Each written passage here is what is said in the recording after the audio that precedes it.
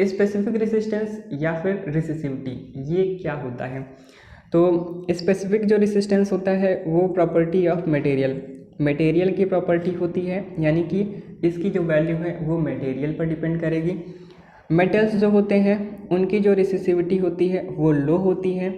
लो रेसिसिविटी का मतलब वो good conductor of the current होगा, मतलब उस मेटल जिसकी रेसिसिविटी कम थी उसमें आसानी से इलेक्ट्रिक करंट पास कर सकता है। और इसका जो रेंज होता है वो 10⁻⁸ टू 10⁻⁶ ओम मीटर होता है इसका रेंज। इंसुलेटर होते हैं उनकी जो रेसिसिविटी होती है वो काफ़ी हाई होती है, इसलिए बैड कंडक्टर ऑफ करंट होते हैं। मतलब इसमें करंट आसानी से पास नहीं करती, या इंसुलेटर में करंट पास ही नहीं करती, उसके अंदर चार्जेस फ्लो नहीं कर पाते। इसका जो रेंज होता है, अच्छा इनकी रेसिसिविटी हाई होती है तो इसका जो रेंज होता है 10⁻12 से 10⁻17 ओम मीटर। तो जो मेटल्स होते हैं उनकी जो स्पेसिफिक रेसिस्टेंस होती है वो कम होती है, जो इंसुलेटर्स होते हैं उनका जो स्पेसिफिक रेसिस्टेंस होता है वो काफ़ी हाई होता है। इसीलिए मेटल्स से आसानी से करंट फ्लो करती हैं, बट इंसुलेटर्स से इलेक्ट्रिक करंट फ्लो नहीं कर पाती। अच्छा, कुछ एलिमेंट है जिसके रेसिसिविटी का ऑर्डर कुछ इस तरीके से है।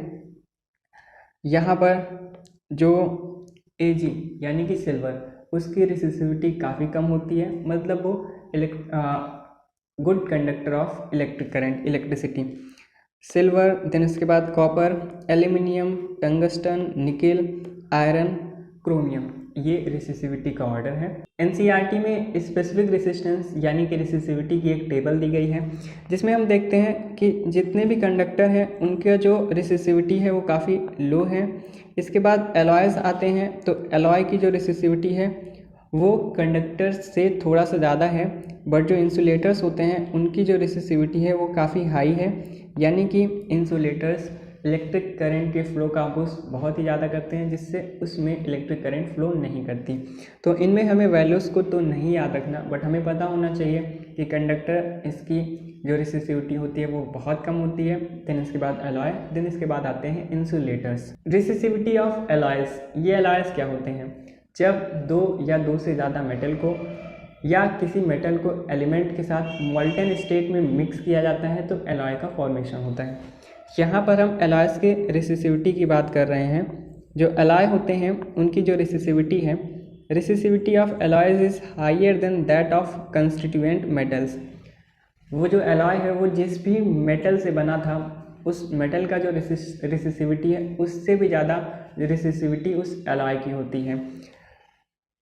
जैसे मैग्नीन एलॉय होता है कॉपर, मैग्नीज, निकेल का। नाइक्रोम एलॉय होता है निकेल, क्रोमियम, मैग्नीज और आयरन का। एलॉय का जो स्पेसिफिक रेसिस्टेंस होता है वो जिस भी मेटल से बने थे उसके स्पेसिफिक रेसिस्टेंस से भी ज़्यादा हो जाता है। तो इस वजह से जो एलॉयज़ होते हैं उनकी रेसिसिविटी इंक्रीज़ होने से वो ज़्यादा रेसिस्टेंस प्रोवाइड करते हैं किसी सर्किट में। अच्छा, ये अधिकतर हीटिंग डिवाइसेस में ही यूज़ क्यों होते हैं? इसका रीज़न है they do not oxidise burn easily at higher temperature, so they are commonly used in electric heating devices such as iron toaster, fuse. ये हायर टेम्परेचर पर आसानी से बर्न नहीं होते, इस वजह से अधिकतर हीटिंग डिवाइसेस में एलॉय का यूज़ किया जाता है। तो एलॉयज़ की जो रेसिसिविटी होती है वो जिस भी मटेरियल से बने हुए हैं उससे भी ज़्यादा उसकी रेसिसिविटी होती है। हीटिंग डिवाइसेस में हम एलॉय का ही यूज़ करते हैं, ज़्यादातर एलॉय का ही यूज़ किया जाता है। आयरन, इलेक्ट्रिक आयरन में एलॉय का यूज़ करते हैं। टोस्टर, फ्यूज़, इन सब में एलॉय का यूज़ किया जाता है।